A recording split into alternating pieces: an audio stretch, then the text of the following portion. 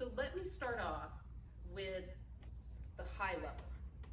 The city is the most local form of government that you get. We take care of the things that you touch and feel every single day. So in other words, when you drive down the street, your tires are touching roads that the city paves and puts together. When you go into your house and you flush the toilet, it is the work of the city that makes sure that goes somewhere and is taken care of environmentally. When you turn the tap because you need a drink of water, or you turn your laundry on because you want to do your wash, it's the city that makes sure that that water is going to be there for you and that that water is safe to drink. Altogether, we have about 8 different business units, I would call them. We call them departments and divisions, but different businesses essentially. And in some places where they don't have a formal city limit, where there isn't a city, but some of those functions are still created, they do have, a sheriff's department, even though it's not a city, it's in a county, a sheriff's department or a fire department, or etc. So these are different business units that may or may not exist in every city. So we do have police, we do have fire, we do have public works, and that would include our streets and roads division. It would include our solid waste, that's your garbage. It includes the sewer division. It also includes something called a storm drain, because believe it or not, when it rains, if we don't do something with all that water, it could be a big nightmare. We have an engineering division. So when we are going to go pave a road, we can't simply put asphalt down. We have to know what kind of a crown does it have so the drainage is correct. How deep does it have to be? What kind of traffic is going to flow on top of it to know what kind of asphalt? Believe it or not, there are different kinds of asphalt. So engineering takes care of that. They also take care of developing the plans, or helping developers develop the site plans. If a new business wants to come in and they want to take an empty parcel of land and they want to develop that, engineering helps determine how much space do they need for traffic and how much space do they need for a building footprint, and it can be very technical. So we do have that engineering division. We have a community services division. That's what you would know as the Parks and Recreation department. So we have parks that they take care of. They have programming that they develop for seniors, for kids, for young adults, so sports programs. So that's taken care of through the city as well. And then we do have, it's called a community development department, and that would be our economic development and our planning. So every city, by state law, has to have a 20 to 40 year plan in place to say, how are we planning to grow over the years? How are we planning to support those residents with water and wastewater? And so our community development department does that plan and the environmental plans, and also does economic development, because if we develop a plan that says we want to grow by X amount, well then we have to have somebody go in and recruit developers and businesses to actually grow. So we have that department as well. And then I would say we have what I call the skeleton department. We call it our admin services department, but really it's the skeleton. It's the bones that hold all the muscles of the cities together. And it's the finance and the personnel and all of those background things that the department takes care of for the employees and for me as the administrator. So we have roughly 160 employees that work for the city of Reedley. All of those employees need to get a paycheck. We need to make sure we're following personnel law. We need to make sure that we're doing things appropriately under the law. So finance department handles those personnel functions as well as the finance function. They make sure that each of the departments is operating within their budget. So now that I brought up budget, I'm going to pull up a handy chart to show you. So there are really 2 main funding sources for a city. There really are about, I would say, we have 50 different funds, but 2 main funding sources of how we get our money so that we can provide you those services I just mentioned. And that's property tax and sales tax. And trust me, this is probably the most complex part of the presentation. But I like to present this chart when I'm trying to explain to folks how we get funded, because most of the time when you hear folks, and I'm thinking most of you don't yet pay a property tax bill, I could be wrong, but when you see your parents pay the property tax bill, or somebody, you're hearing them talk about it and they say, well, my taxes are going to fund services. Yes, they are. Most people, and I would say even elected officials, most people believe that their tax dollars are staying local. Meaning if I pay my property taxes, my whole amount of property tax goes to fund whatever happens in the city. And that really is not the case. This chart could also be relatively the sales tax chart. It varies by only a few cents. But for every dollar in property tax somebody here in the city pays, 56 cents of that goes up to the state of California for state programs. So over half of every dollar that you're paying in property tax is not staying here. It's going up to the state for whatever the state wants to use it for. Then the next entity that gets to take a cut is the county. And the next 18 cents of every dollar goes to the county. And the county is, if you want to think of it, sort of a big umbrella that cities lie within. And then there are also what I would call the white space areas. So most of you know Squaw Valley, for instance. That's not a city. It doesn't have its own police force or its own fire force or its own water or sewer. It's a county area. It's called unincorporated. And so the county makes sure that it provides services to those unincorporated areas as well. It also provides services to cities in unincorporated areas like mental health services, welfare services, things like that. So you can see that just these two bigger entities that are bigger than the city take up most of what property tax dollars are received from local residents. The sales tax dollar would look the same. Now, the city gets to keep 16 cents of every property tax dollar. That's it, that's all we get. And we've got to put our functions together and serve you based on a sliver of what is sent in. There is this other little sliver, for those of you who are noticing, it's called special districts. The cemetery in Reedley is its own special district. Is it its own government? It has its own board, and the city has no jurisdiction over that.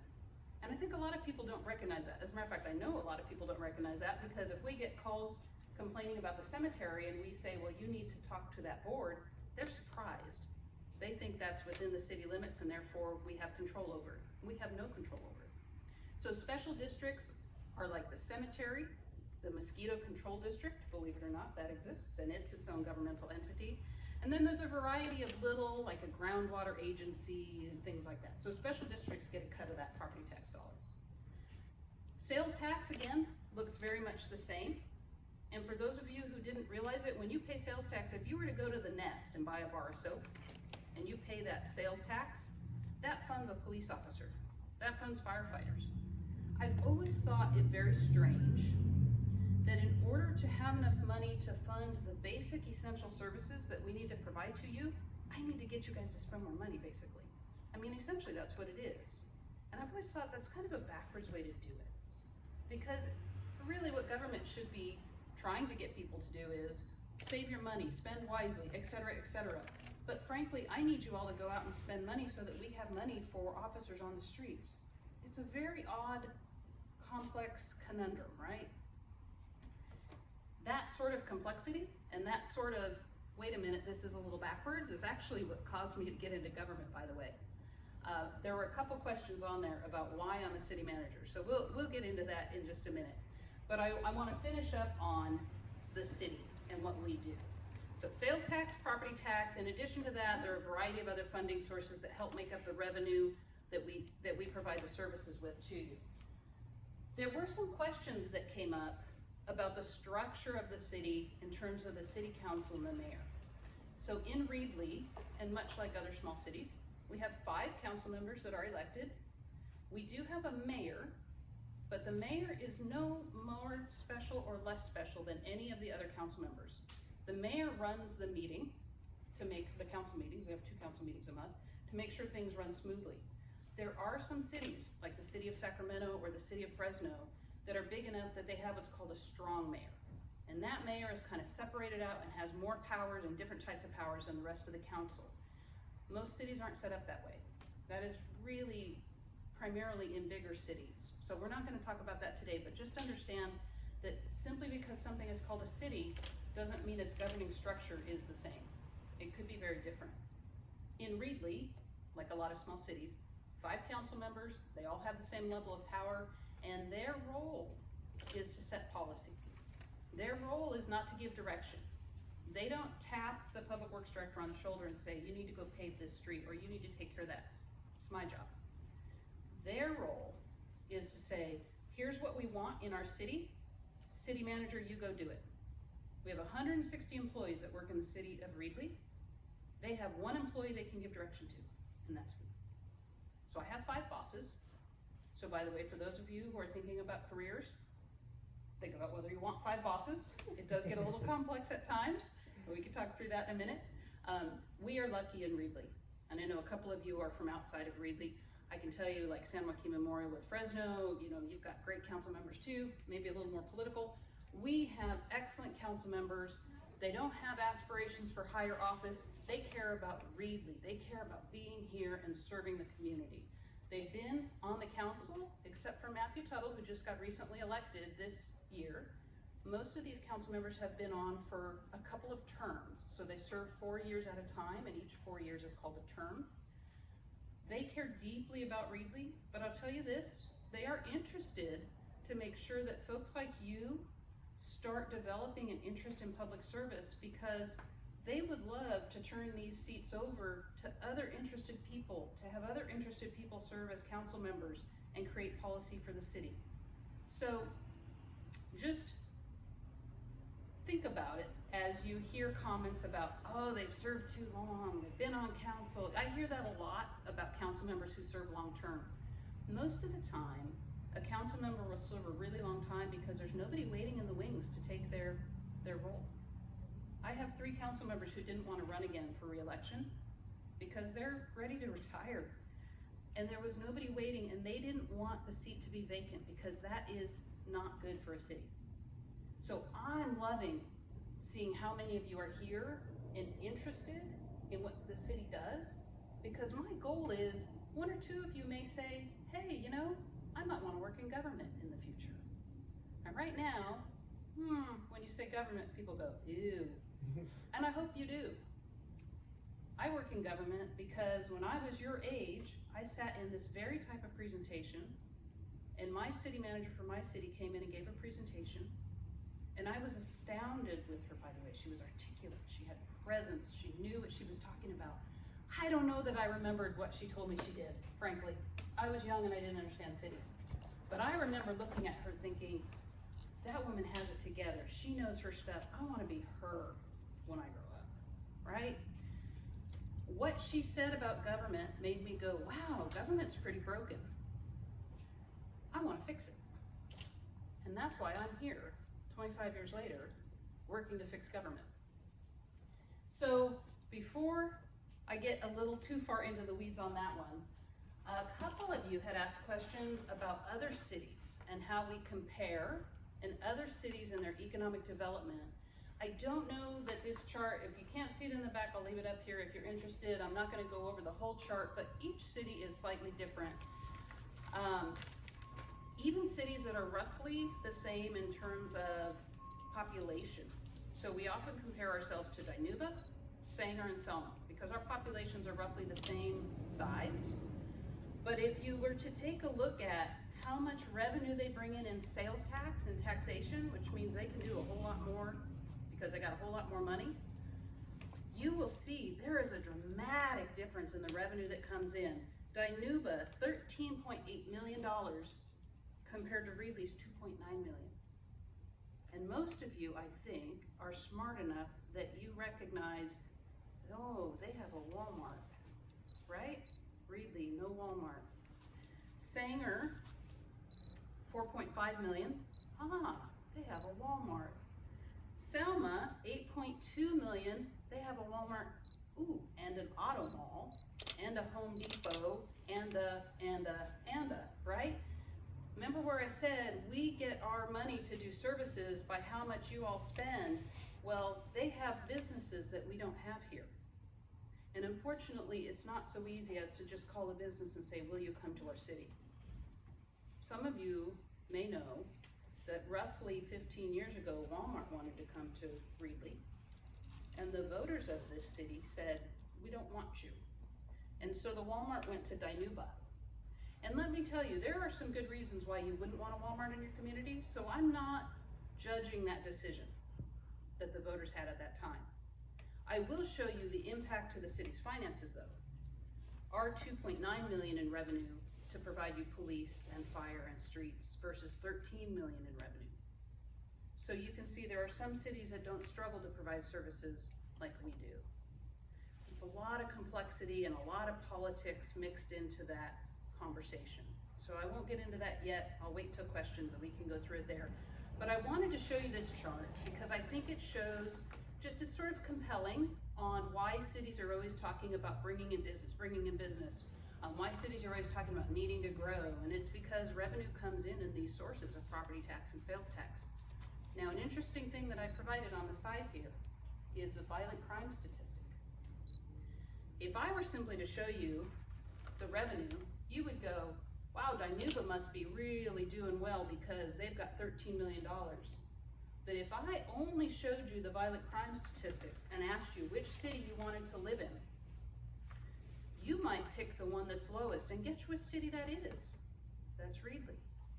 Because while we don't have a whole lot of money, we use it very effectively. And I'll tell you, our city didn't look like this 20 years ago. This is purposeful management and strategic management of resources to be able to fight gangs, to be able to fight crime. And so our violent crime rate, and the last statistics, and this is great state government DOJ, the last full year of statistics I could get was 2017. In 2017 was 100 violent crime. Compared to, you wanna be in Selma at 292? So I bring this chart up to say a couple things. There's a lot of complexity in how cities are run, and a lot of complexity in what cities do, but the statistics are important, and statistics can lie and mislead you if you're not looking at a variety of statistics. So what city would you rather live in if you want to be safe?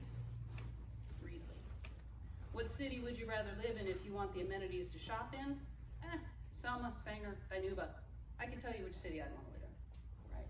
So, statistics, careful with them, be very careful with them. I did just talk briefly about the city council setting the policy, and then they give me the direction.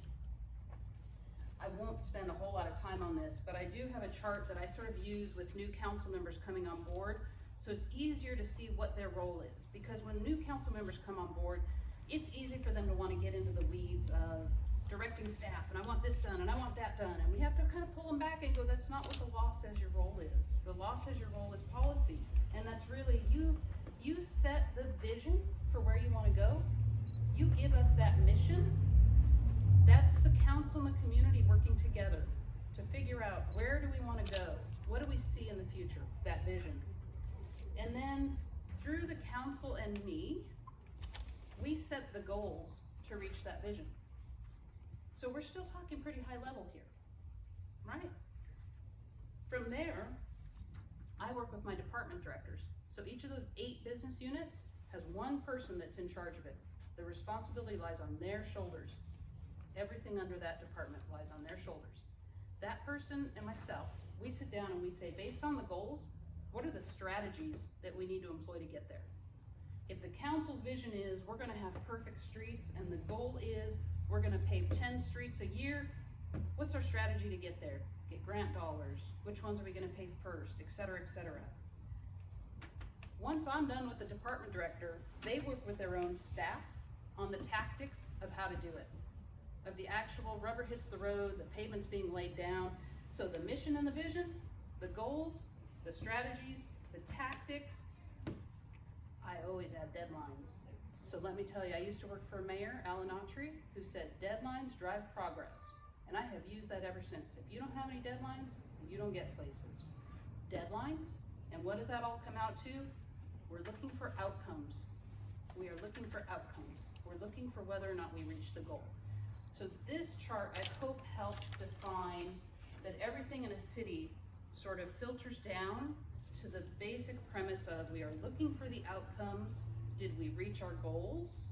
And if we've reached our goals, then we should be reaching that vision that we're setting, okay? So, I mentioned to you that when I was your age, I was sitting in this very type of presentation, and it interested me. And I thought government is very, very, very broken. And I will tell you that my own personal perspective is it's broken on all levels. It's broken at the local level, the state level, the national level. There's a quote from Teddy Roosevelt, and I hope there are some of you in this room that study history and that study famous figures. There's a quote from Teddy Roosevelt, and he said, complaining about a problem without also bringing a solution is just whining. We have a lot of whiners in this country right now. We have a lot of whiners in our state, and we have a lot of whiners in our city. I know there are lots of problems. Each one of you knows there are problems. But how many of you are going to be willing, have the fortitude and the strength to recognize, I better come with some solutions, because otherwise all I'm doing is whining about a problem, right? So part of my goal in talking to you today is to say, don't buy into this current culture of nonstop conflict, nonstop complaining. Yes, we have conflict, and conflict is good. Conflict is tension. You can't send a rubber band flying across a room to hit a target if you don't put some tension on it, okay? Tension is good. Conflict can be good, but are you coming to the table with the strength to bear that conflict and reach some solutions? Or are you buying into this current culture of, I'm just gonna complain about everything that has ever been wrong in government and is wrong now? I wanna urge you to think about that the next time you're watching the news. I wanna urge you to pay attention to the news. Are they stoking the conflict without providing solutions?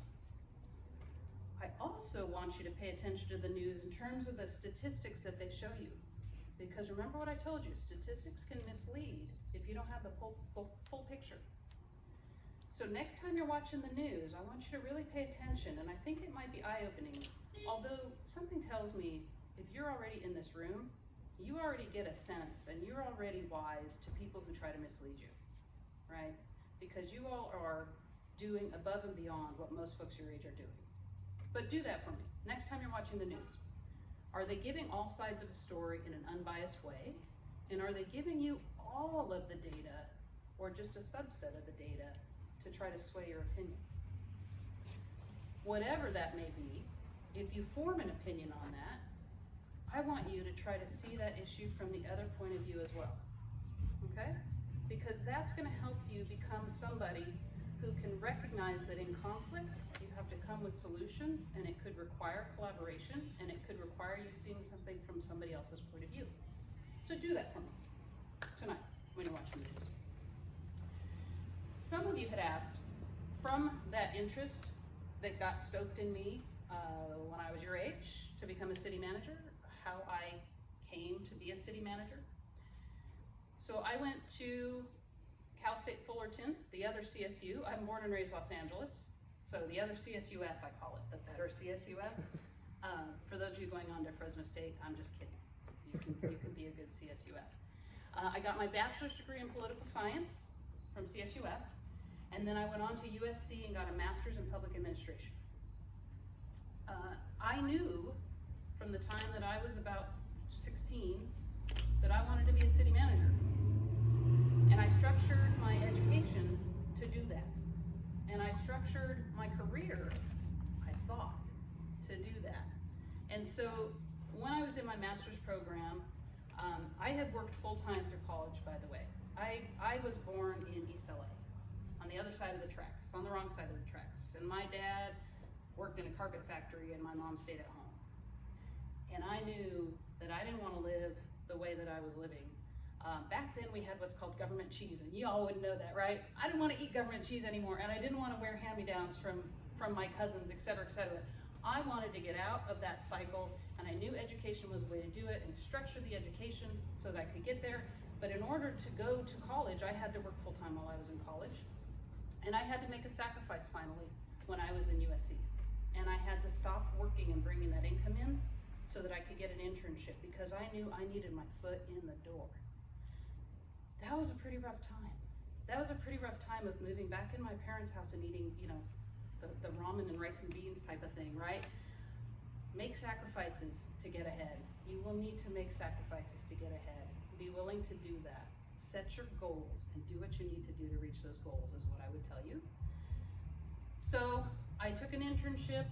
I ended up working with a recruiter who recruited city managers and police chiefs and fire chiefs, and that was a really exciting time in my life because I got to travel around the country recruiting top-level CEOs in government and learning from them in a way, because I would interview them and find out who they were and find out what they were doing in cities.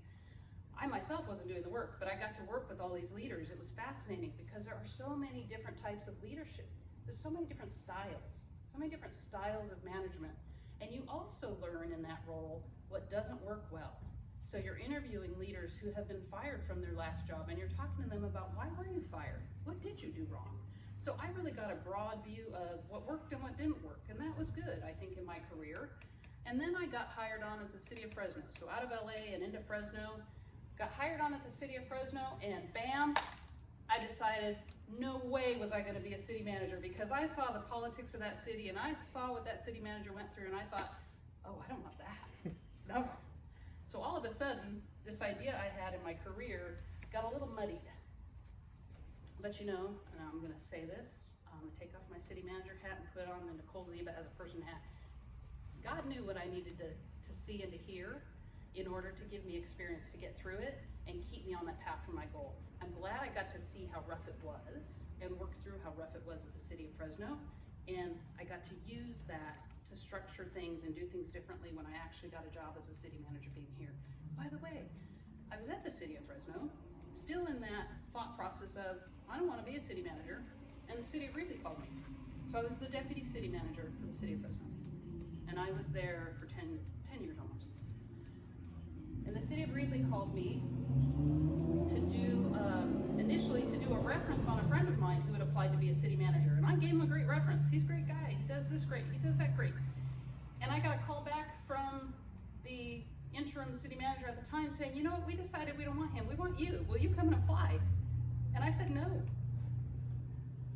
I said no 3 times. And finally, he called back and he said, Nicole, come talk to our council. If you come talk to our council once, I promise you I will quit calling. And I came, and that was my first time ever in the city of Reedley. And I'll tell you, there's something special about the city. For those of you who are born and raised here, you might not see it.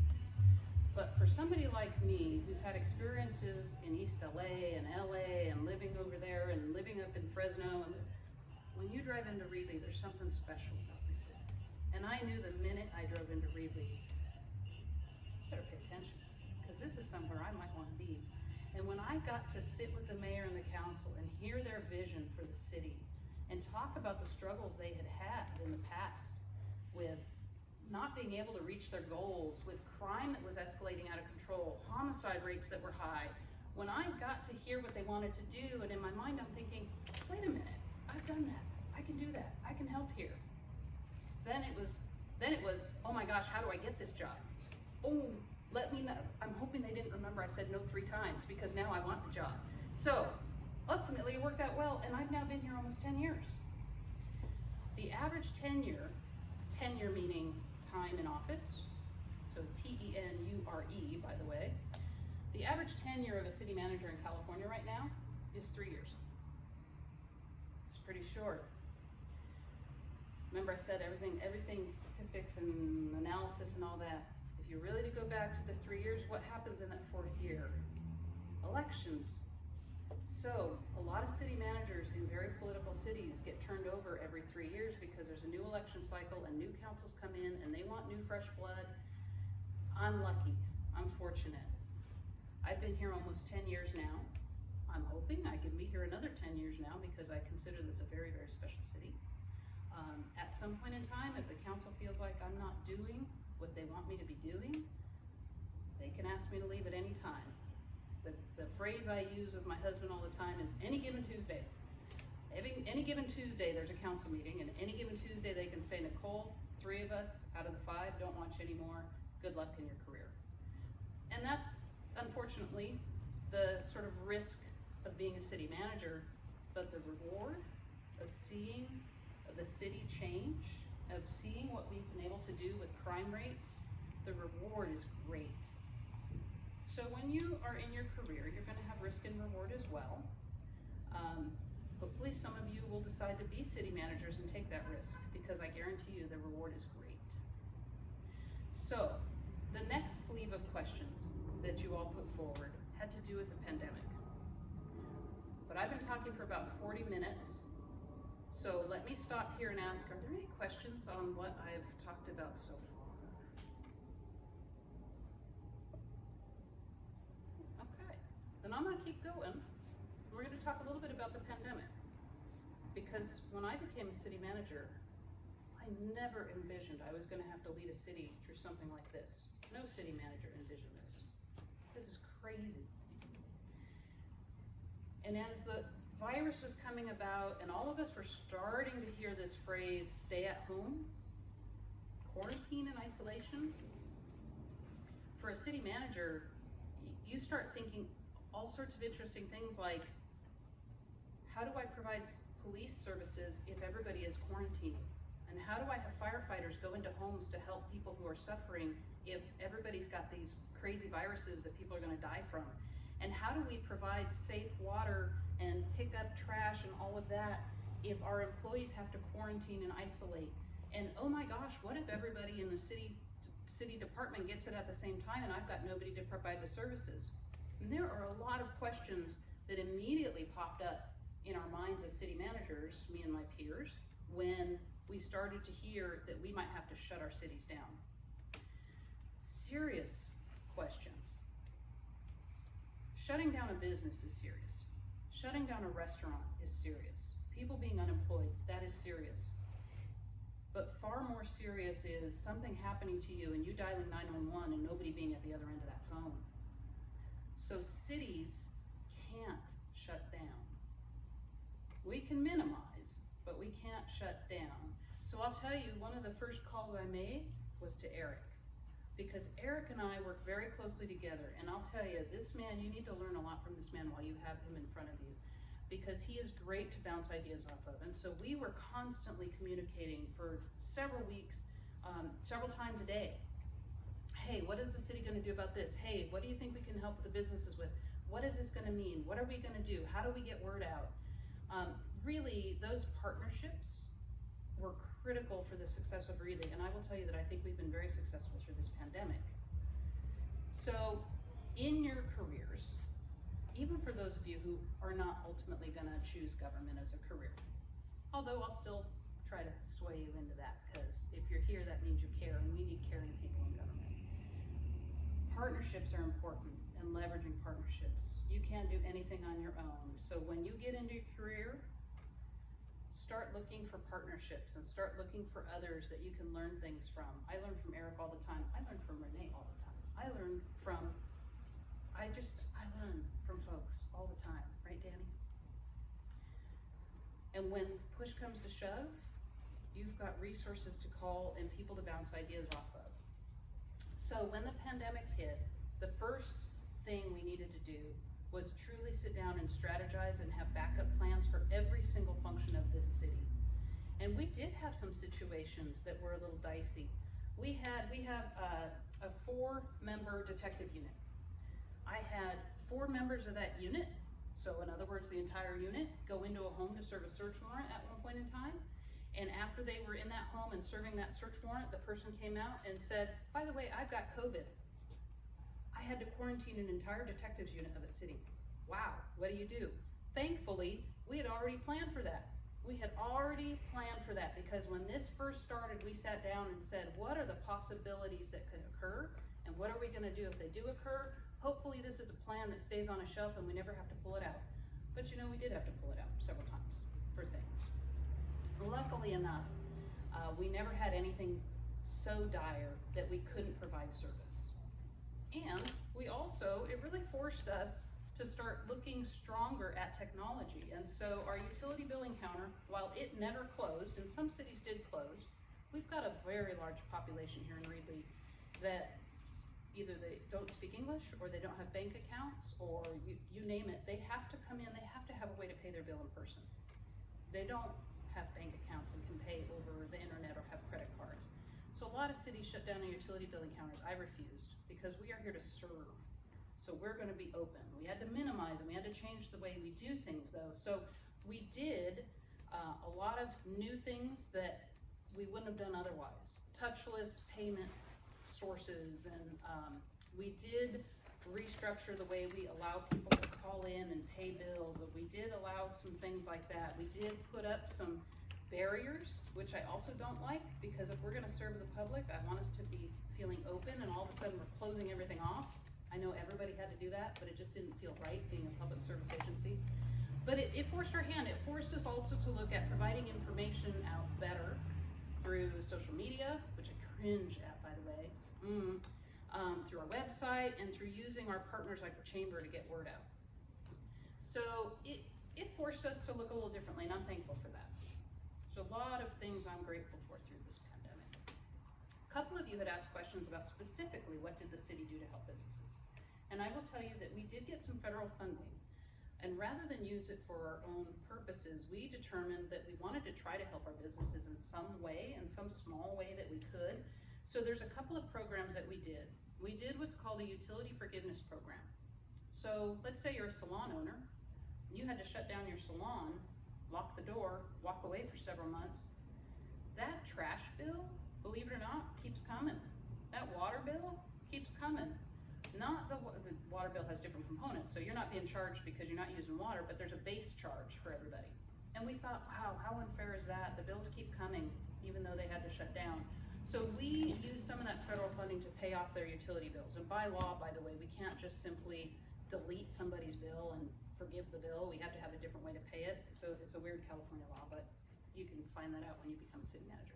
So we did what's called a utility forgiveness program for businesses that had to shut down. We actually did that twice through the pandemic, because we had the first stay-at-home order, the shutdown order, and then everybody was able to reopen. And then unexpectedly we had to shut down again. So we did it twice. We also did a direct grant program for businesses.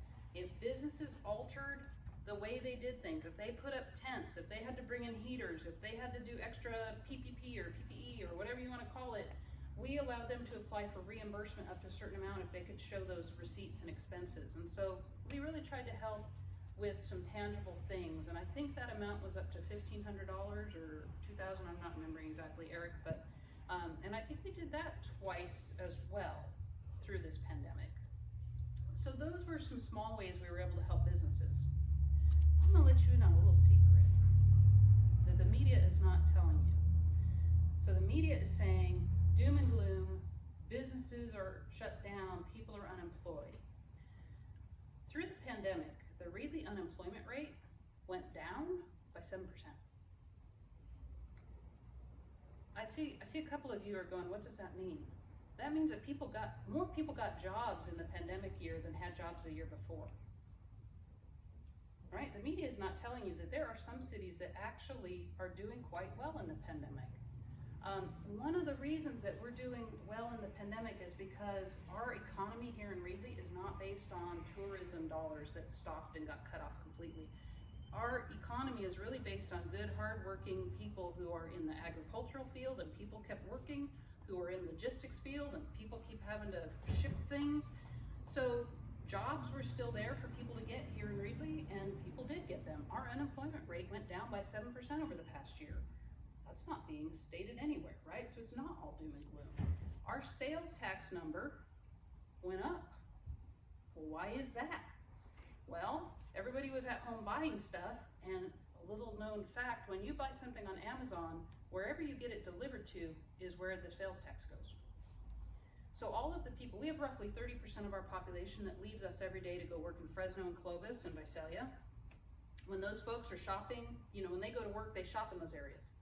Well, all of a sudden, those folks are here, staying at home, having things delivered to Reedley, and all of a sudden, we get the benefit of that sales tax rather than those other places where they used to buy those things. So our sales tax numbers actually went up. I'm a little bit of a data nerd, as you can tell, because I think data is critically important. You need to manage by using real numbers and real data. So I pulled out the sales tax analysis charts that I get on a quarterly basis, and I took a look at our businesses, very specific businesses. There are some businesses in our city that had the best year they've ever had in their entire history, and some of these businesses are 50, 60, 70-year-old businesses, had the best year ever. I don't think Jason Martins would mind me sharing with you that Martin Chevrolet had the best year they have ever had in their entire history with Martin Chevrolet, and that business has been around a long time. Reedley Lumber. Reedley Lumber actually sold out of lumber at one point in time because everybody's home doing projects. So it's not all doom and gloom. You'd hear the media and you'd see that it was, but it's really not. There are businesses that are suffering in Reedley, don't get me wrong. There are some businesses that won't reopen in Reedley. I have serious doubts that we'll ever see the Bear Club again, and that was our longest established restaurant, and it breaks my heart. Some businesses won't reopen because some business owners have decided they just don't want to. So I would say I don't expect the pub to reopen. They shut down on purpose. He didn't need to reopen. He doesn't want to reopen. He's not going to reopen. So I don't mean to make light of how the pandemic hit businesses. I know that restaurants are hard hit. I know that some of the retail establishments are hard hit, and the salons went, the salon owners and people who make money by cutting hair and doing nails and things like that, they're hard hit. But overall, the global in Reedley, we're making it through the pandemic pretty well. So, I'm gonna stop there and open it up to questions either on what I have already talked about, or if you have new questions that maybe I haven't answered. The parklets, after this is all back to normal, will those stay out? That is the question of the day, Danny, the question of the day. So how many of you, raise your hand if you like the parklets that are in the downtown area where you eat outside. Raise your hand if you don't like the parklets because they take up parking or something. See, there's two different opinions on that. And both are very valid. This is where the council comes in terms of setting policy. Remember I said they set the policy. And so they have a very tough decision when the pandemic is over. These parklets that now they're hearing people really enjoy, do those stay permanent? I don't know if they will or not, Danny. The business owners that have those parklets love them and want them to stay. Some of the other business owners in the downtown are saying, well, it's taking up my parking, I want them to go. Both are valid points. I think it adds some ambiance that really needed in the downtown. But is that ambiance worth taking away parking? I don't know. So remember I talked about complaining about a problem without coming up with a solution. So what if I looked at that way differently and said, is there a middle ground on that? Maybe the middle ground is we redesign our existing parking lots to try to put more parking in them, and we enhance and rehabilitate those parking lots so people actually want to park there rather than on G Street. That's what we're going to do. So whether the parklets stay or not, I don't know. But every problem has some solutions that can come from it. And one of the solutions from this question of what do we do with parklets and oh my gosh, we're missing this new parking is, hey, let's upgrade our parking lots. So you're gonna see some changes in the downtown over the course of the next few months. It'll take I shouldn't say next few months, probably within the summer. But we're gonna redesign and redo our parking lots, rehabilitate them. We're gonna bring in additional lighting so that that ambiance that we feel right now from those parklets, having the sparkly lights, we wanna bring some of that even if the parklets go away. I didn't give you an answer, Danny, because I don't have one. But the council will have to decide that question, and then I will implement whatever they decide. If they say take them down, we'll take them down, and if they say they stay permanent, we'll do that.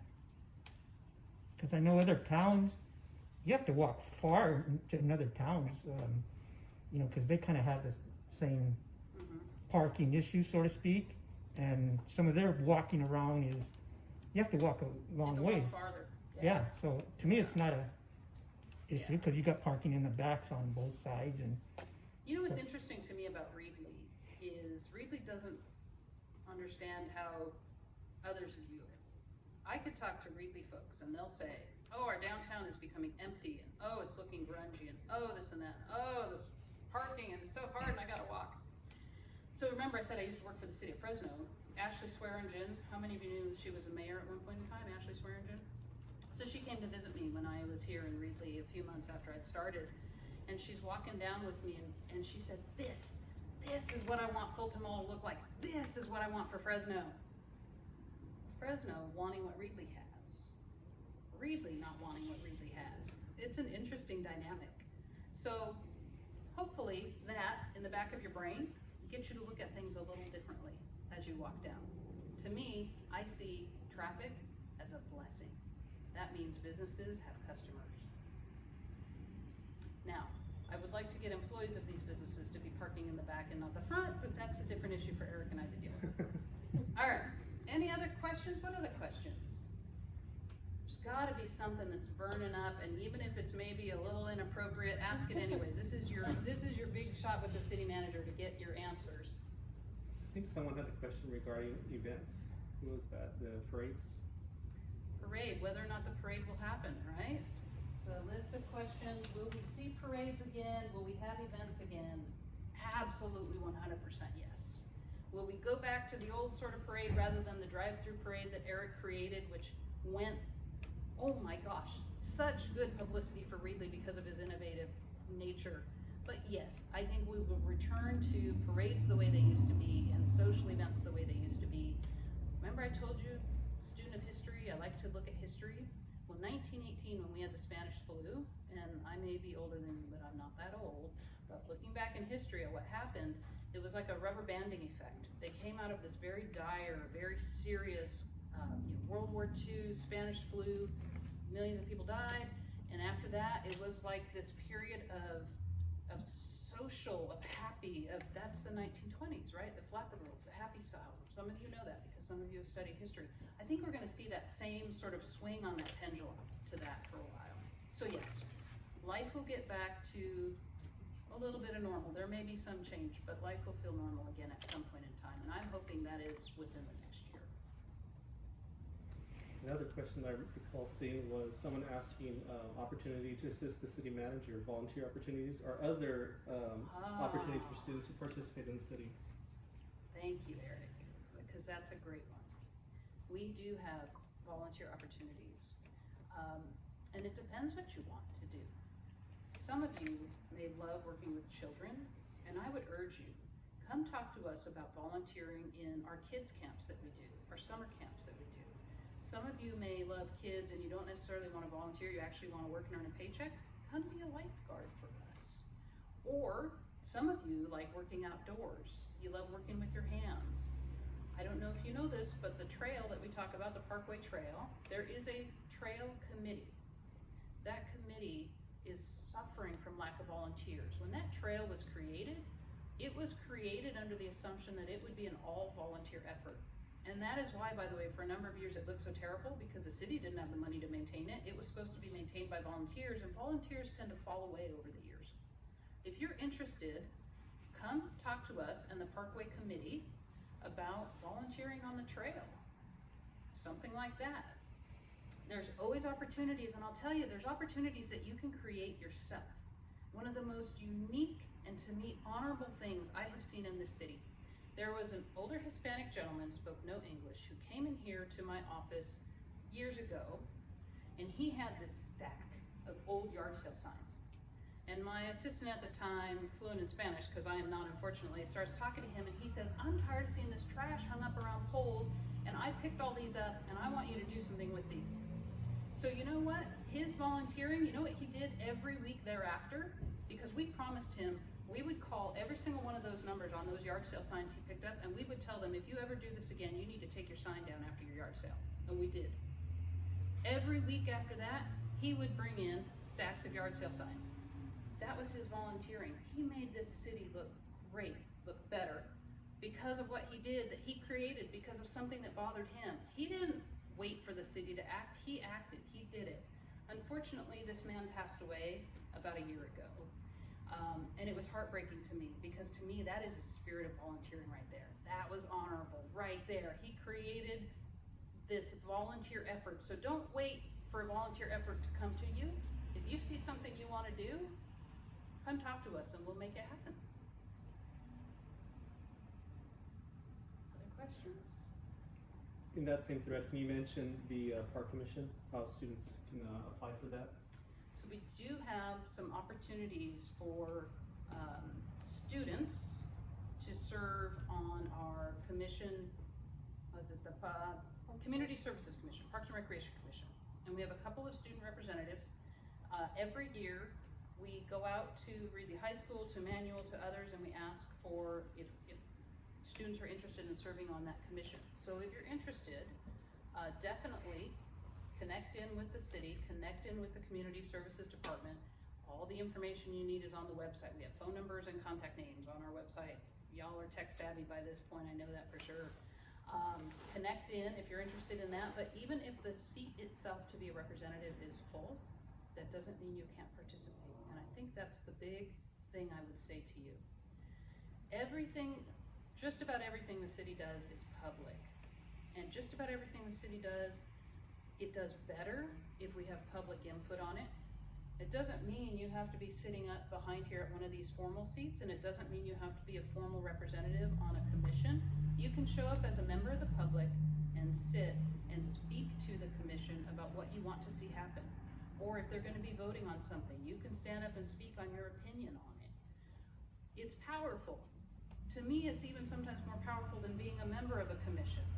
Because I'll tell you, the adults who are in these seats care what you think. I've seen it multiple times, most recently when we had a Community Services Commission meeting about the drownings that had happened at the river. And there were a few students that came and they had some ideas, and you know what? We're using those ideas. We are completely transforming the signage that we have out there because somebody came up and said, your signs are too wordy. You need more pictures. It needs to be very illustrative. Wow, okay, good. We'll do that. Will you help us design the signs? And she said, sure. So, I mean, it's powerful. Y'all think government is unreachable and untouchable. It's not. You can participate right now at your age and your stage. You can participate. So, other questions? All right, no, hang on. I'm not gonna be satisfied until at least one person, somebody has a question. Okay. My brother-in-law is a business owner, and he was wondering if, for when it comes to vandalism and graffiti, are they responsible for covering the expenses to cover that, or is it the city's responsibility? So it is actually a business owner's responsibility. It is a private property owner's responsibility. Whether you're a homeowner or a business owner, if your business gets vandalized, it's your responsibility to take care of that. If there's vandalism or graffiti on a public space, on a park, on a light pole, the city takes care of that. I will tell you that to me is a sticky issue and a tough issue, because there are a lot of business owners that don't have either the time or the money to take off graffiti when it's on their business. There's a couple things that are legal issues for the city though. If I were to just say, city's gonna go take care of graffiti when we see it on a private business, and then I damage that private business, that business is gonna come and sue me. So I can't do anything on a private business unless the business owner consents.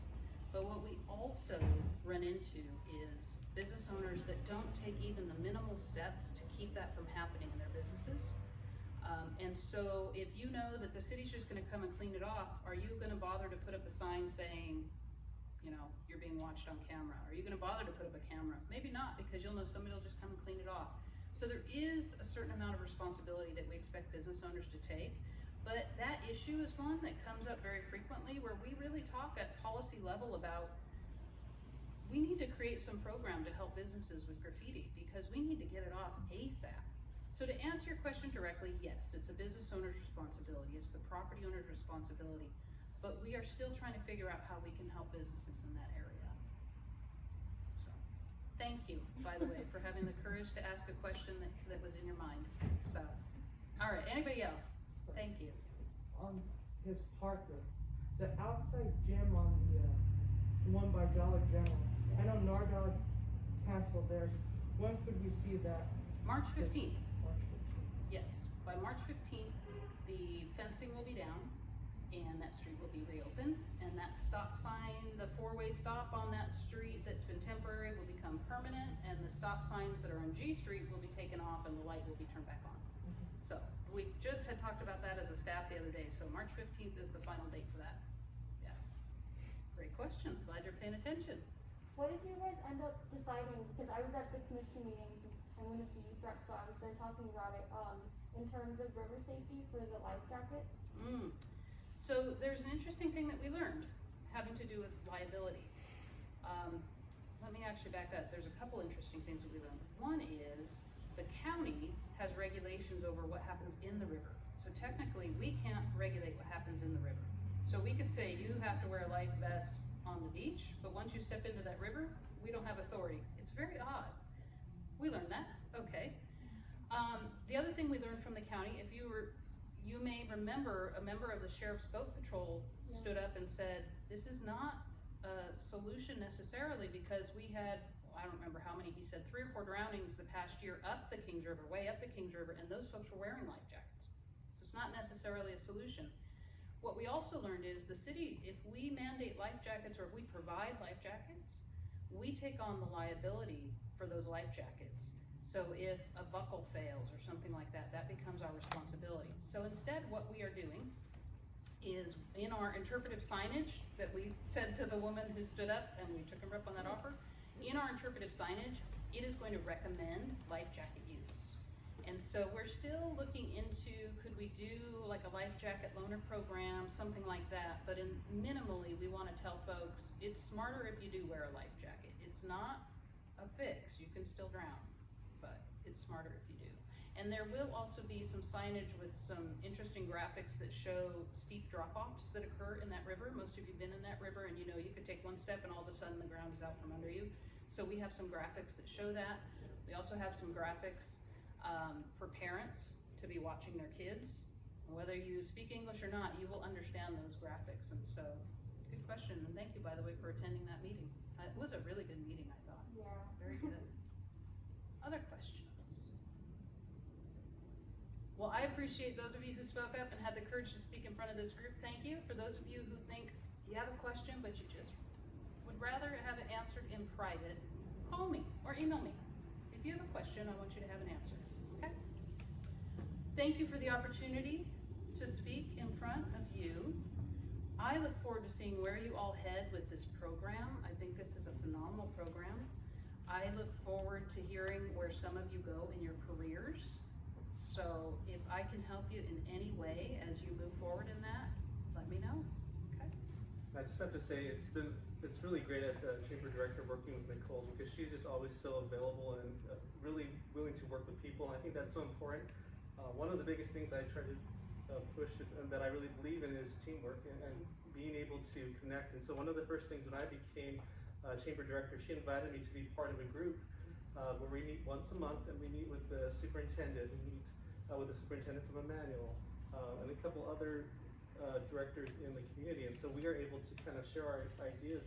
And if you talk to any other community, that really doesn't happen. So we are very lucky in Reedley that we communicate, that we have that communication. And I think that does really speak to the leadership we have in this town. So listen to what's going on in other communities. Even if you look at news on how their councils work, Reedley is a really great place as far as the way it operates. And so part of that is with Nicole and her leadership as a city manager. So just want to give you kudos for that. I appreciate that.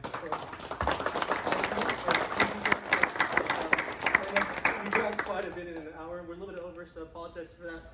Real quick before you guys head out, next month we are going to be discussing educational leadership. So we will be at the Kings County Unified School District Boardroom, which is right behind here. It's going to be 10th Street.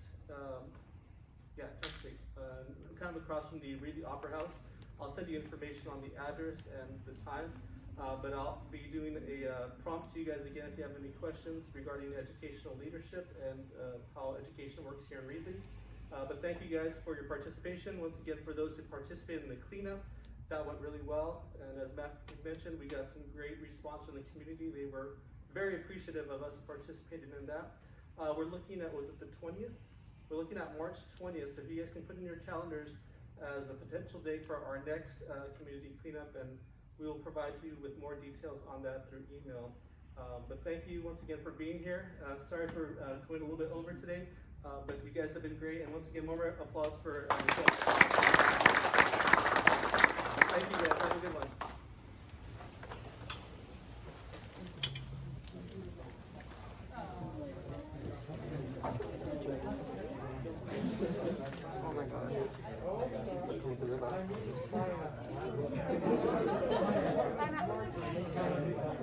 So